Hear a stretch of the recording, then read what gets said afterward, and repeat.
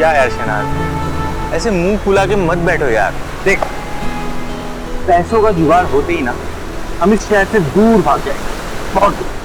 तू भी ना तुम, सिर्फ पैसों से जिंदगी नहीं चलती, जज्बात भी किसी चीज का नाम है। और वैसे भी एक बार हम लोग शादी कर लेंगे ना तो हम भी खूब सारा पैसा कमाएंगे। वो बात ठीक है, अगर तेरी अम्मी अबू ने प्रॉब्लम की तो? शहनाज बेटा, तेरे अब्बू तेरी शादी किसी गैर मजहबी लड़के से कभी नहीं होने देंगे। बेहतर होगा तो उसे भूल जा।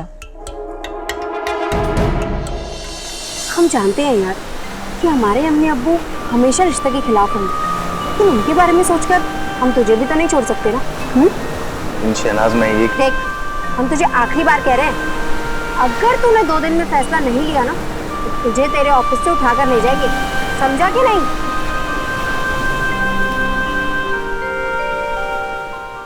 नमस्कार, सावधान इंडिया यूपी फाइट्स बैक में मैं पूजा गौर आप सबका स्वागत करती हूँ। यूपी के नोएडा शहर में रहने वाले संदीप और शहनाज एक दूसरे से बहुत प्यार करते थे। संदीप एक कंस्ट्रक्शन कंपनी में सुपरवाइजर की नौकरी कर रहा था। उसका अपना इस दुनिया में कोई भी नहीं था, पर शहनाज के परिवार वाले थे जो उनके इस रिश्ते के खिलाफ थे। इसलिए दोनों भागकर शादी करना चाहते थे और अपने सपनों की दुनिया को हकीकत बनाना चाहते थे। नई उम्र में अक्सर नौजवान ऐसे कदम उठा लेते हैं, लेकिन यहाँ शहनाज का परिवार इनके खिलाफ था। उन्हें सिर्फ इस बात की परवाह थी कि उनके समाज बिरादरी में लोग क्या कहेंगे, लेकिन संदीप और शहनाज को उनके सपनों की कुर्बानी मंजूर नहीं थी। अब संदीप हर हालत में अपने शादी के सपने को हकीकत में बदलने की तैयारी में था। हाँ बे रवि, बेटा अपने भाभी की पिक देख रहे हो? हमने ली है सारी की सारी पिक। ऐसी अच्छी है ना? फोटो तो अच्छी आई। अच्छा ये बता, जो मुद्दे की बात है, ये फोन कितने में खरीदा तुम? यार हम 5,000 रुपए का लिए हैं। यार हमको भी खरीदना है ऐसा ही। अब भाई सेकंड हैंड फोन है यार। ये बताओ, हमने तुमको कहा था मोटरसाइकिल के लिए, कोई ग्राहक मिला कि नहीं? यार पैसे बहुत कमी पड़ रही है भाई। बात पता है तुमको, बता रहे बताना मत किसी को। हमने शहनाज को अपने साथ भगाने का प्लान बनाया है। अबे तुम काहे टेंशन ले रहे हो? हमें ना हमारी पंकज से बात होगी, सुरेश से बात होगी, अमित से भी बात होगी, सबने बोल दिया पैसे का इंतजाम हो जाएगा, टेंशन फ्री हो जाओ तुम एकदम। और फिर भी अगर कम पड़ा तो सुनो, अबे सुनो, बलदेव भाई आएंगे और उनसे बात कर लेना, कुछ तो इंतजाम वो भी कर देंगे। यार वो क्या बोलेंगे हम? क्या बोलेंगे? कोशिश तो करो तुम, पहले मुंह सुला लियो। चलो तुम कह रहे हो तो कोशिश करते हैं। हाँ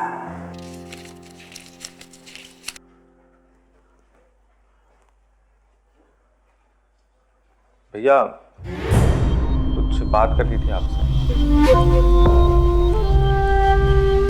पहले मेरी बात सुन, उसके बाद अपनी बात कहना। ये यूपी मार्बल का पेमेंट है, पूरे 15 लाख रुपए। अच्छे से गिनवा के तसल्ली करके आना, ठीक है? ये ले। हाँ बोल, क्या बोल रहा है? वो हम कह रहे थे कि हमको थोड़ा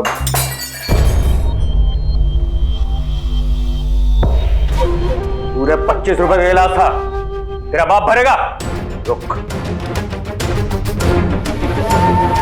अरे वो प्रकाश है ना, पियून अपना, अगले महीने की तनख्वाह में से 25 रुपए काट लेना।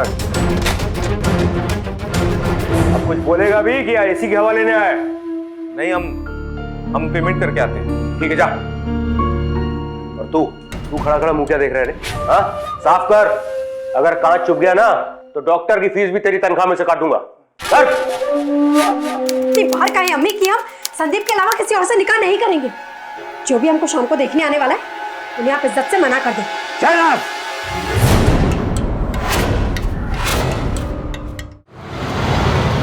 पैसों का जुगाड़ होते ही ना हम इस शहर से दूर भाग जाएंगे। हम तुझे आखिरी बार कह रहे हैं, अगर तूने 2 दिन में फैसला नहीं लिया ना तुझे तेरे ऑफिस से उठाकर ले जाएंगे।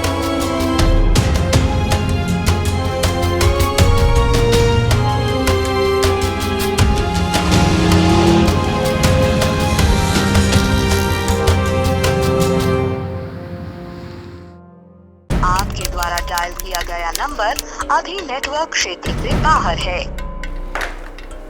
पता नहीं मेरे 15 लाख रुपए लेके कहाँ गायब हो गया। इसकी तो मैं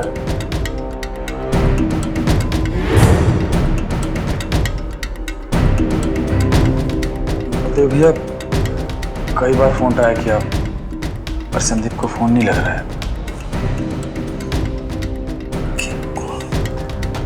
आपके द्वारा डायल किया गया काम नंबर कर, चल उसके घर चलते हैं।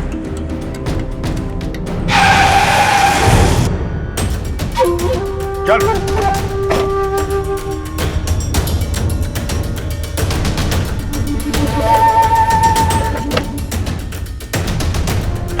संदीप के घर तो ताला है भैया। अबे ना इसके माँ बाप का पता है ना किसी रिश्तेदार का। 15 लाख रुपए लेके कहाँ भाग सकता है? पता नहीं भैया। एक मिनट। इसका किसी लौंडिया के साथ अफेयर चल रहा था ना? हाँ कुछ था तो भैया। तो कहीं ये मजनू उसी लौंडिया के साथ तो पैसे लेकर नहीं भाग गया? चल एक काम कर, उस लौंडिया का मुझे घर दे। घर तो लड़की का नहीं जानते हम, गली पता है। अबे गली तो पता है ना। चल गली दिखा, घर मैं खुद ब खुद ढूंढ लूंगा। चल।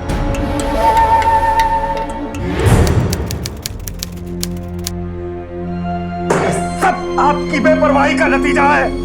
अगर आपने पहले बता दिया होता ना हमें इस लड़के की तो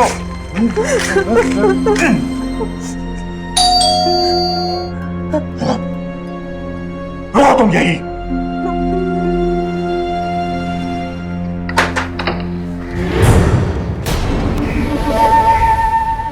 जी कहिए।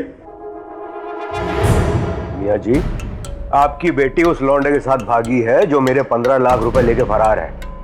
आप पुलिस में कंप्लेंट क्यों नहीं करते? देखिए जनाब, दुनिया के सामने हमें अपना माहौल नहीं बनाना है। हम अपने तरीके से निपट लेंगे उस लड़के से।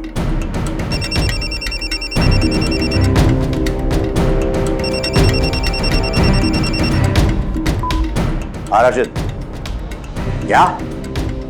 अरे तो ढूंढना, कहीं ना कहीं तो होंगे दोनों। होटल में, गेस्ट हाउसों में, कहीं ना कहीं तो मिलेंगे दोनों।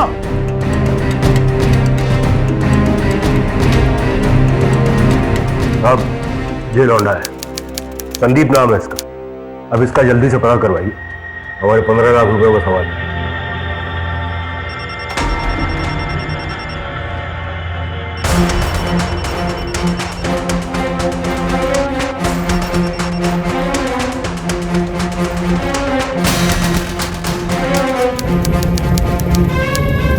ये कहाँ मोड़ लिया तुमने? कितने गड्ढे हैं यहाँ पर?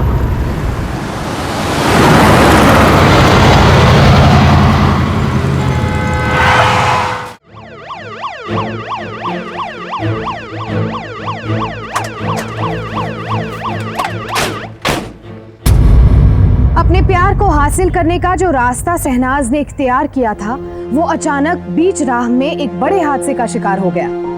अगर शहनाज के घर वालों ने उन्हें समझने की कोशिश की होती तो शायद आज उनका ये अंजाम नहीं हुआ होता। अब इस एक्सीडेंट में किसकी कितनी गलती थी ये कहना मुश्किल था, लेकिन इसके बाद जो हुआ वो कम भयानक नहीं था।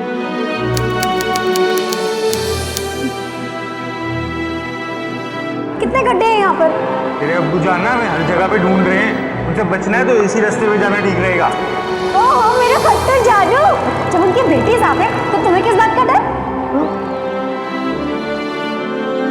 जब प्यार किया तो डरना क्या? चिल्लाऊंगा तेरे कान पे।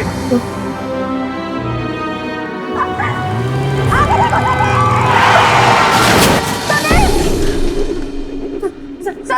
संदीप का है। वो दूसरे वार्ड में है। देखो वो लड़का भी ठीक है। तुम आराम करो, तुम्हें आराम की जरूरत है। आप लेट जाओ। नहीं, मुझे संदीप के पास जाना है। Please don't get up, please. हम तुम्हें ले जाएंगे। नर्स, नर्स, सुनिए, संभालो अपने आप को। वो लड़का उस रूम में। शांत हो जाओ, रुको। संदीप, रुको। रुकिए। संदीप,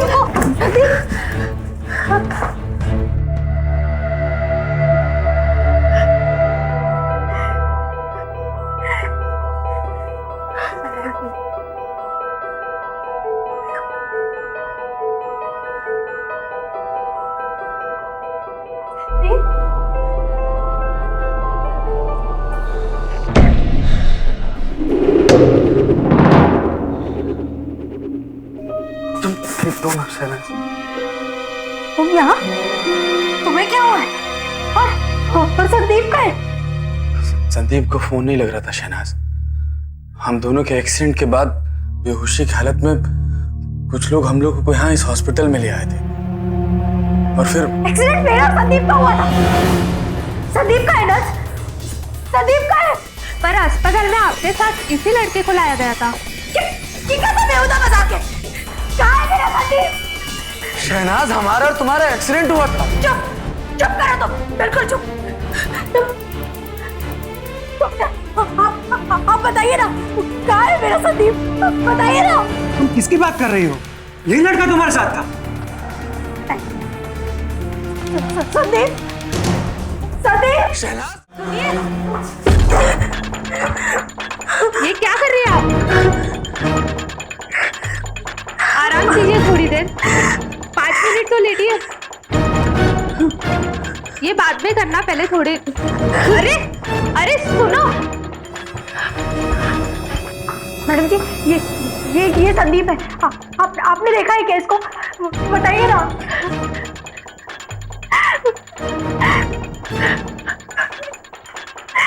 शहनाज, क्या हो गया? क्या कर रही हो? अरे यहाँ इस हॉस्पिटल में संदीप कहाँ से आ जाएगा?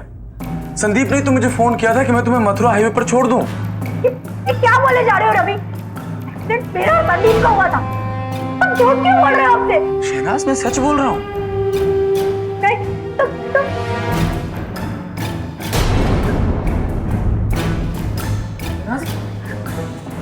भैया, आप मुझे और संदीप को हॉस्पिटल लेके आए थे ना? बताइए ना इन सबको। उस दिन हमारा ही एक्सीडेंट हुआ था ना? बोलिए ना। मैडम जी, आपके साथ यही थे।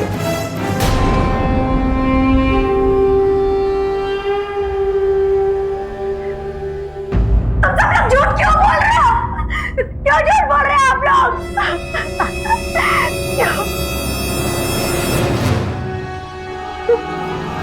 शहनाज, शहनाज,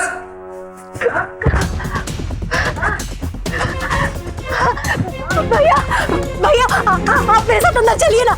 देखिए ना, ये सब लोग बोल रहे हैं कि मैं संदीप के साथ नहीं बल्कि इस लड़के के साथ आई थी। आप चलिए ना मेरे साथ, प्लीज चलिए ना। मैडम, आप इन्हीं के साथ आई थी? सुन लिया तुमने? तुम मेरे साथ ही आई थी। मेरा झूठ क्यों बोल रहे हो? क्यों झूठ बोल रहे हो तुम लोग? शहनाज, शहनाज, शहनाज,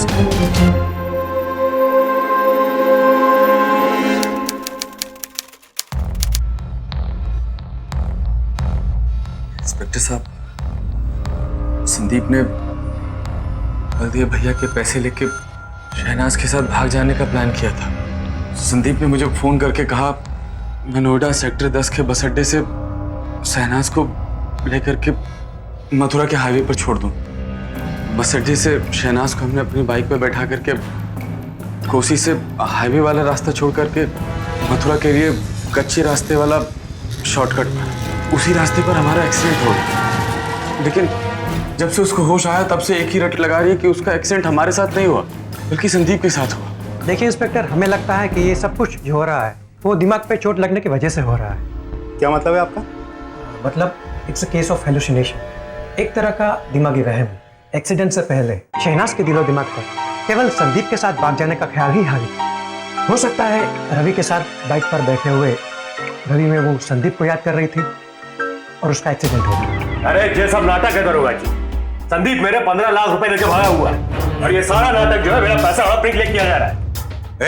जबान संभाल के, मेरी बेटी बिल्कुल ऐसी नहीं है। क्या? इतनी इज्जतदार थी तो भागी क्यों? एक लफ्ज भी मेरी बेटी के खिलाफ और बोला तो शांति रखिए आप दोनों, एकदम चुप। हॉस्पिटल है ये। डॉक्टर का कहना था कि शहनाज संदीप को हेलुसिनेट कर रही है। आम भाषा में कहें तो शहनाज वो सब देख रही थी जो सच में हो नहीं रहा था, सिर्फ उसके दिमाग में चल रहा था।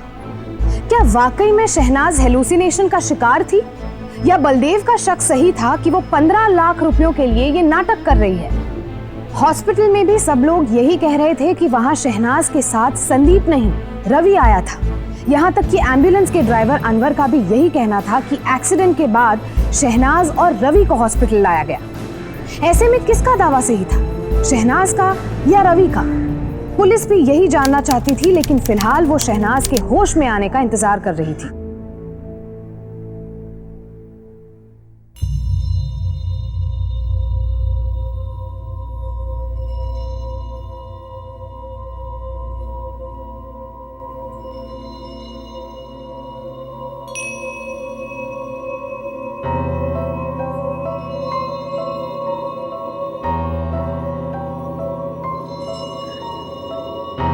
सर, ये सब लोग हमसे झूठ बोल रहे हैं। हमारे साथ रवि को नहीं बल्कि संदीप को अस्पताल लाया गया था। ये सच तो अस्पताल की सीसीटीवी फुटेज देख के समझ में आ जाएगा कि उस दिन तुम्हारे साथ कौन आया था यहाँ।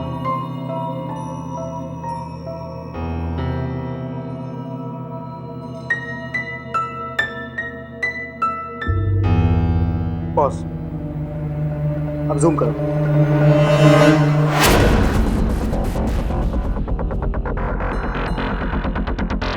देख लिया?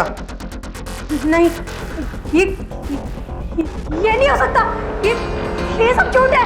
कहना क्या चाहती हो तुम? ये फुटेज झूठी है? हाँ, हम साबित कर सकते हैं। हम साबित कर सकते हैं कि रवि ने हमें मोटरसाइकिल पर नहीं बैठाया था, क्योंकि घर से भागने के बाद हम सिर्फ और सिर्फ संदीप के साथ थे। और उस दिन हाईवे पे संदीप के साथ एक गेस्ट हाउस में भी रुके थे। हम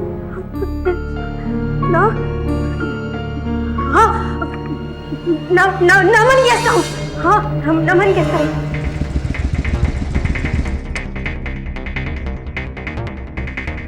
हमारे यहीं रुक रहे हैं, तो सुबह और कहीं से निकल जाएंगे।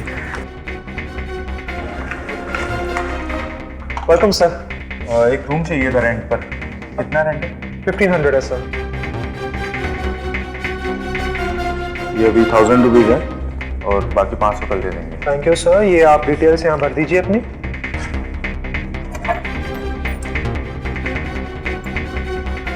गोपाल। हाँ सर, सबको 302 में लीजिए। आइए सर।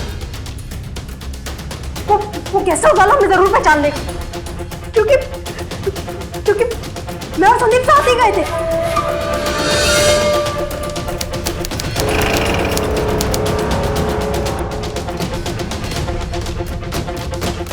सर, ये वो गेस्ट हाउस। चलो।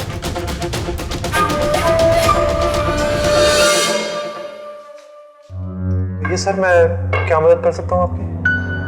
गौर से देखो, क्या आज ये लड़का जिस लड़की के साथ ये आई थी? नहीं सर, ये लड़के को और ये लड़की को तो मैं पहली बार देख रहा हूँ। ये झूठ बोल रहे हैं साहब। आप लोगों के पास एंट्री रजिस्टर तो होगा? श्योर सर, दिखाइए। मैं चेक कराता हूँ आपको। ये देखिए सर।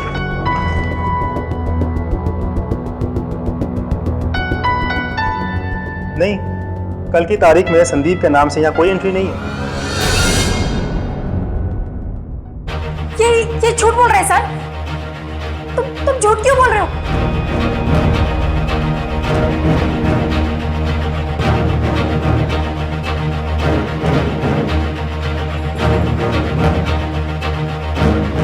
शहनाज को हर कोई गलत ठहरा रहा था। शहनाज के लिए खुद को भी सही साबित करना जरूरी था, लेकिन साथ ही साथ ये पता लगाना जरूरी था कि आखिर संदीप है कहाँ। अगर शहनाज की बात सही थी तो संदीप खतरे में था। 2 दिन से भी ज्यादा हो चुके थे, पर पुलिस अभी तक संदीप के बारे में कुछ पता नहीं कर पाई थी। और इधर शहनाज और रवि को अस्पताल से छुट्टी मिल गई थी और दोनों अपने अपने घर वापस लौट आए थे। लेकिन 2 दिन बाद इस मामले में एक चौंकाने वाली बात सामने आई।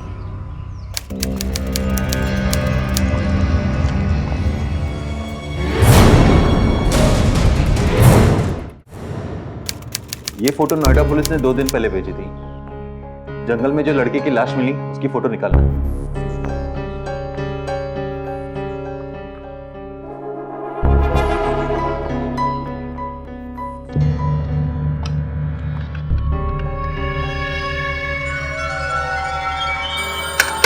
Noida police station.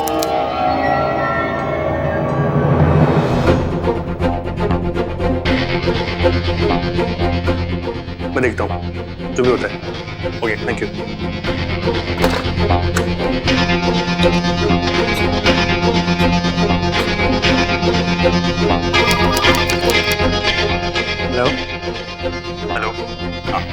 स्टेशन। एक लाश मिली।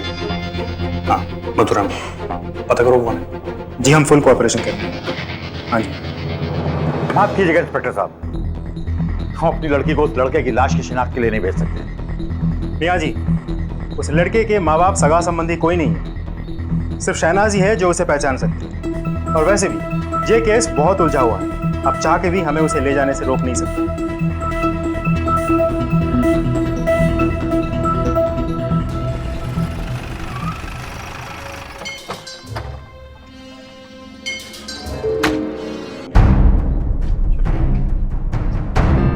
चलो घबराओ नहीं।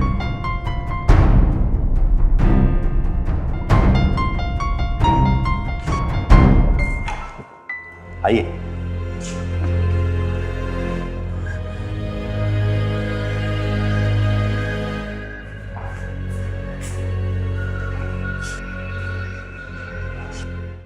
संदीप के शव की शिनाख्त होने के बाद इस केस को सॉल्व करने की जिम्मेदारी कोसी कलन पुलिस को मिली और उन्होंने एक नए सिरे से इस केस से जुड़े हर इंसान से पूछताछ करनी शुरू कर दी। सबसे पहला शख्स था रवि, जो इस पूरी घटना का आई विटनेस भी था और उसके कहे मुताबिक इस घटना का शिकार भी। साहब मैं तो बिना बात के संदीप की बातों में आके फंस गया। मैं आपको कितनी बार बता चुका हूँ कि संदीप का मेरे पास फोन आया था और कहा था कि बस अड्डे से शहनाज को लेकर मथुरा रोड पर छोड़ दो। बस मैं वही कर रहा था, उसको अपनी बाइक पे बैठा करके मथुरा रोड पर जा रहा था कि रास्ते में एक्सीडेंट हो गया। मैंने संदीप को उस दिन सुबह 15 लाख रुपए दिए यूपी मार्वल्स का पेमेंट करने, लेकिन वो वहां पहुंचा ही नहीं। और उसके अगले दिन तक जब उसका कोई अता पता नहीं चला, तब मैंने नोएडा पुलिस के यहाँ जाके उसकी रिपोर्ट दर्ज करा। साहब जी एक बात बताएं, आपको या मथुरा पुलिस वालों को उस लौंडे की लाश के पास से 15 लाख तो नहीं मिले? नहीं, लेकिन हमें यही लगता है कि उसका मर्डर किसी ने 15 लाख के लिए किया। मैडम जी, आप भागी संदीप के साथ पर एक्सीडेंट हुआ रवि के साथ, लेकिन अस्पताल के सीसीटीवी फुटेज के मुताबिक आपको और रवि को एक साथ अस्पताल में लाया गया था। लेकिन जिस गेस्ट हाउस में आप संदीप के साथ ठहरने का दावा कर रही है, वहां तो आप गई नहीं थी। क्या चक्कर है मैडम जी? कहीं ऐसा तो नहीं कि 15 लाख छिपाकर रवि के साथ मिलकर हमारे सामने नाटक कर रही है आप? इंस्पेक्टर साहब, मेरी लड़की ऐसा नहीं कर सकती।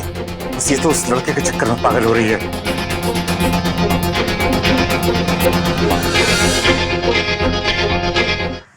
सबसे पूछताछ और छानबीन करने के बाद अब पुलिस को संदीप के मर्डर का केस लूटपाट और हत्या का केस लग रहा था, लेकिन पुलिस को शहनाज पर भी शक था। इसलिए अब पुलिस शहनाज पर निगरानी रख रही थी। वो कहां जाती थी, किससे मिलती थी, पुलिस अब ये सब कुछ मॉनिटर कर रही थी।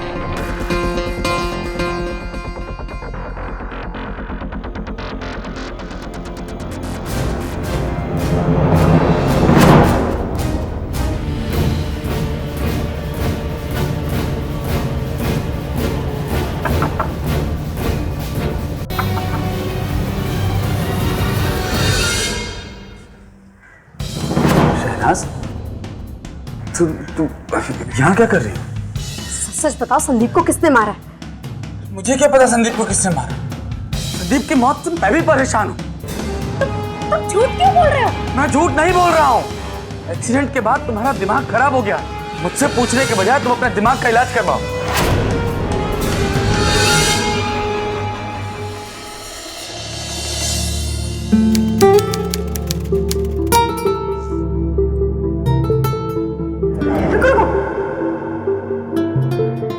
क्या बात है?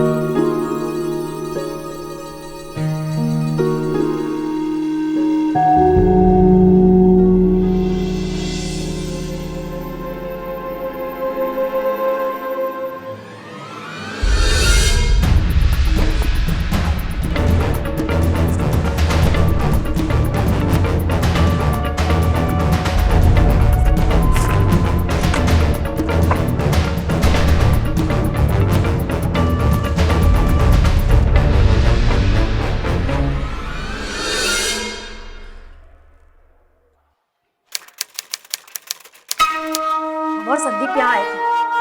पूरे 3 घंटे तुम्हारे इस गेस्ट हाउस में रुके थे। फिर उस दिन पुलिस को झूठ क्यों बोला तुमने? आइए सर, ये आपका रूम। ये सर, थैंक यू मैडम। बताओ किसके कहने पे कर रहे हो ये सब? ए लड़की, ये बार बार आके तमाशा ना खड़ा किया कर, दिमाग खराब कर रही है हम सबका। तू जाके और जाके तमाशा कर। मुझे यहाँ से सच जाने में ना बिल्कुल भी नहीं जाएंगे। नहीं जाएगी, कोई बात नहीं। बहादुर, बहादुर, हाँ साहब, निकाले मुसीबत को बाहर। छोड़ेंगे नहीं तुम सबको। तुम सब लोग मिले हुए हो। जिसने भी हमारे संदीप को मारा उसको सजा जरूर दिलवाएंगे। अरे ले जाए इसे बाहर। चल निकल, बोला आती तेरी जैसी।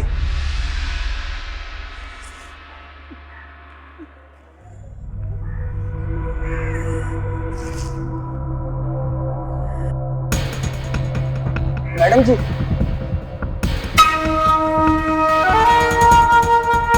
आप सच बोल रहे हो? उस दिन संदीप के साथ आप यहाँ पर आए थे? तुम्हारा वो मैनेजर झूठ क्यों बोल रहा है? आपको यहाँ से जाने के बाद 2 आदमी आपको यहाँ ढूंढते हुए आए थे। ये दोनों इधर आए थे क्या? नहीं, ये नहीं आए थे यहाँ पर। पक्का नहीं आए थे? पक्का है, झूठ क्या को बोलूंगा साहब। उनके जाने के बाद मैनेजर ने हमसे कहा ये लड़का लड़की ना पक्का कोई कांड करके आए हैं। जरूर में पुलिस का चक्कर पड़ जाएगा। हम ऐसा करते हैं, उनकी ना एंट्री रजिस्टर से निकाल देते हैं, ठीक है? तुझे भी अगर वो पूछे ना, मना कर दे। इसलिए मैनेजर साहब ने उस दिन आपको पहचानने से इनकार कर दिया था। तुम चलो ना हमारे साथ, पुलिस को चल के सब कुछ बता दो। चलो ना। नहीं नहीं मैडम, पुलिस के चक्कर में हमें मत डालिए। मैनेजर साहब को पता चल गया, हमें नौकरी से निकाल देंगे वो। प्लीज मैडम, मैनेजर साहब को मत बताना।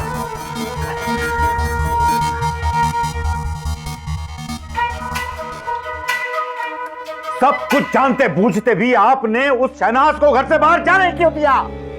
क्या आपको मालूम नहीं कि उसकी वजह से सारी बिरादरी में हमारी कैसी तूतू हो रही है?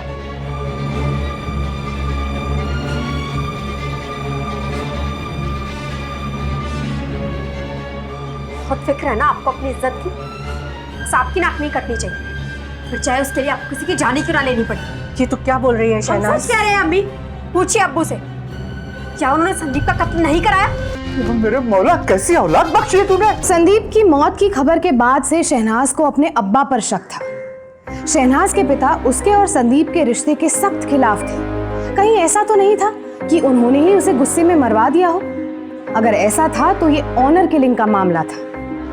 कितने अफसोस की बात है कि देश में इतने विकास के बाद भी जाति, धर्म और खानदान की झूठी इज्जत के लिए कई प्रेमी जोड़ों का बेरहमी से कत्ल कर दिया जाता है। शहनाज को डर था कि कहीं संदीप के साथ भी यही तो नहीं हुआ था। शहनाज ने ठान लिया था कि वो संदीप के कातिल को सजा दिलवाकर ही रहेगी।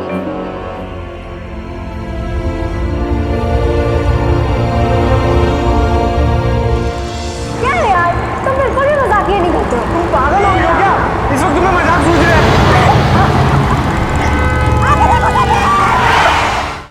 एम्बुलेंस में तो संदीप था मेरे साथ, फिर हॉस्पिटल में संदीप की जगह रवि कैसे पहुंचा?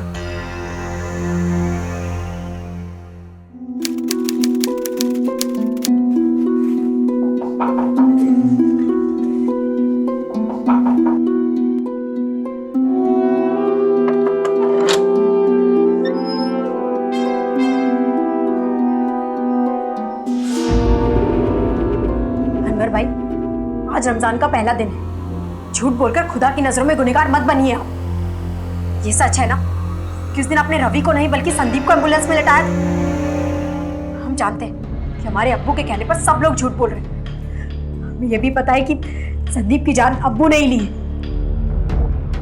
नहीं, कुछ नहीं, इस लड़की का दिमाग खराब हो गया है बस। खुदा की कसम खाकर बोलिए, क्या आप कुछ झूठ नहीं बोल रहे? ए लड़की देख, मैं कभी झूठ नहीं बोलता। झूठ बोला है आपने।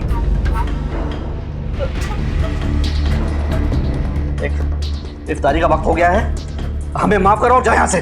खुदा की कसम खाकर बोलिए कि आपने हमसे कभी झूठ नहीं बोला। अरे मैंने कहा ना, मैंने झूठ नहीं कहा है। कैसे इंसान है आप? कुछ पैसों के लिए अपने ईमान को बेच रहे हैं? अगर आप में थोड़ा सा भी ईमान बाकी है ना, तो जाइए जाके सच का साथ दीजिए।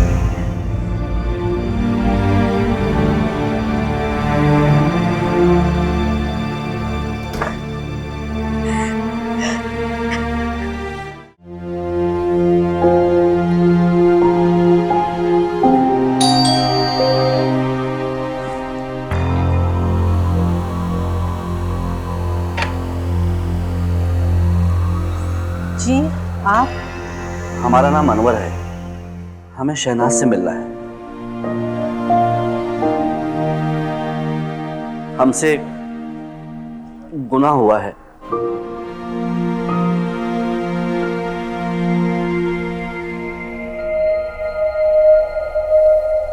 साहब, रमजान का टाइम है और हम रोजा भी रखे हुए हैं। आपसे झूठ नहीं बोलेंगे। ये सच है कि उस दिन एम्बुलेंस में शहनाज के साथ संदीप भी था।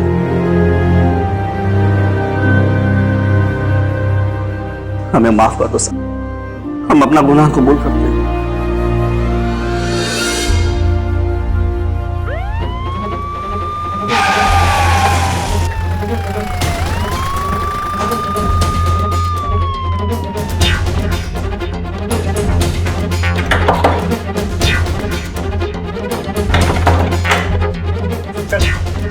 क्या हो गया साहब? साहब क्या किया मैंने? सब हो गया क्या?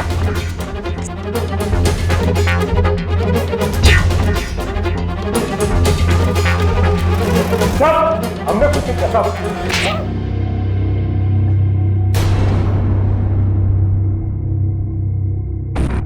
बोल।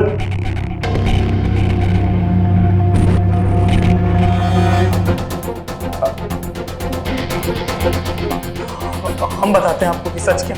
संदीप की हत्या बलदेव भैया नहीं की थी साहब।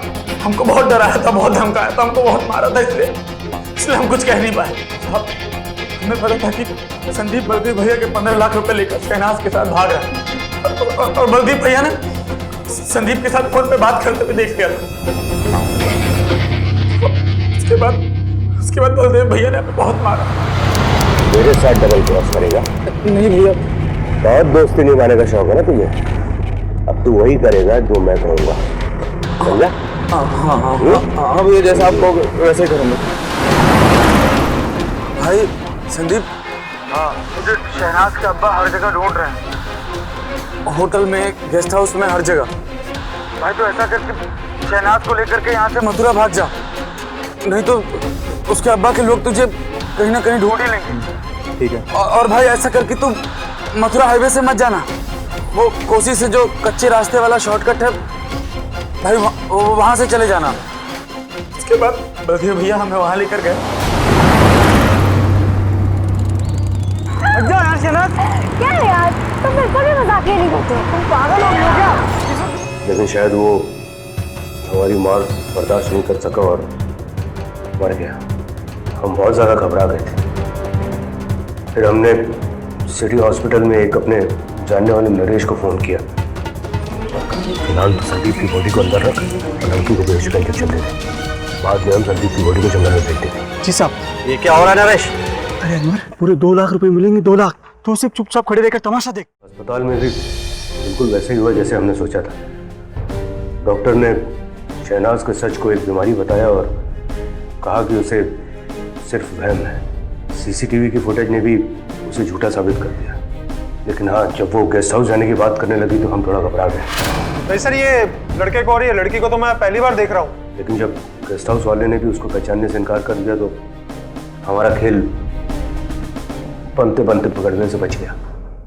बहुत खेल खेलिए तुम लोगों ने, पुलिस खेलेगी तुम्हारे साथ।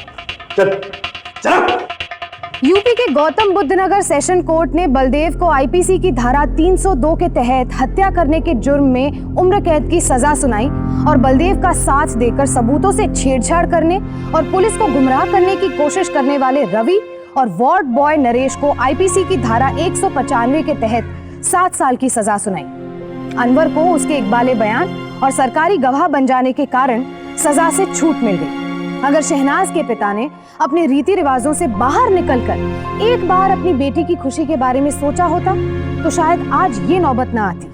ऐसा नहीं था कि इस सब में संदीप की कोई गलती नहीं थी। उसने किसी और से पैसे चुराकर उससे दुश्मनी मोल ली थी। अगर उसे शादी करनी ही थी तो उसे अपनी मेहनत के पैसों से अपना भविष्य बनाना चाहिए था, जिसमें शहनाज भी उसकी मदद कर सकती थी। लेकिन उसने ऐसा नहीं किया, बल्कि उसने शॉर्टकट को चुना जो गलत था। तो सावधान रहिए अपनी मंजिल के बीच में आने वाले शॉर्टकट्स को लेने से, क्योंकि वो अक्सर ज्यादा लंबे और खतरनाक साबित हो जाते हैं। इसी उम्मीद के साथ अब आपसे इजाजत लेते हैं। फिर होगी आपसे मुलाकात जुर्म से जंग की सच्ची घटना के साथ।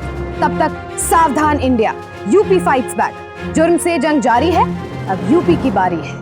तो सावधान